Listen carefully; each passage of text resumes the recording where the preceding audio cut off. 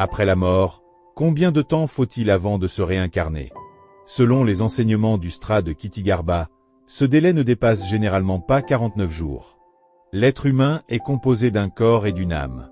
Après le décès, le corps se décompose progressivement, tandis que l'âme, influencée par les habitudes et le karma accumulé durant la vie, est entraînée vers un nouveau lieu de renaissance. Les personnes qui n'ont pas pratiqué la cultivation spirituelle ne peuvent pas contrôler la destination de leur âme. Elles renaissent encore et encore à travers les existences, passant sans cesse par la naissance, la mort, puis la renaissance. C'est ce que l'on appelle le cycle des 6 royaumes, ou la roue des renaissances. Ces 6 royaumes sont le royaume céleste, le royaume des Asuras, le royaume humain, le royaume animal, le royaume des enfers, et le royaume des esprits affamés.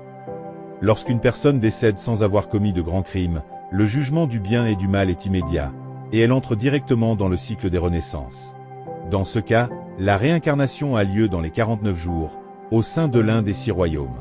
Si, avant de mourir, une personne récite continuellement le nom du Bouddha, il est possible qu'elle accède au monde de la félicité de l'Ouest, et qu'elle échappe définitivement au cycle des 6 renaissances.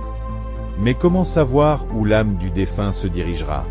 Si, après la mort, le corps commence à refroidir par les pieds et que seule la tête reste chaude, alors, selon le Stra de Kshetigarbha, la personne se réincarnera dans les 49 jours. Ces 49 jours correspondent aussi au temps durant lequel les vivants commencent à oublier progressivement leurs proches disparus.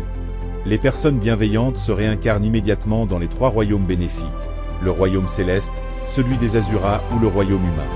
A l'inverse, les personnes mauvaises chutent aussitôt dans les 3 royaumes néfastes, le royaume animal, les enfers ou celui des esprits affamés. À ce moment-là, 2 types de lumière apparaissent pour guider l'âme. L'une est la lumière du Bouddha, l'autre est la lumière de la réincarnation.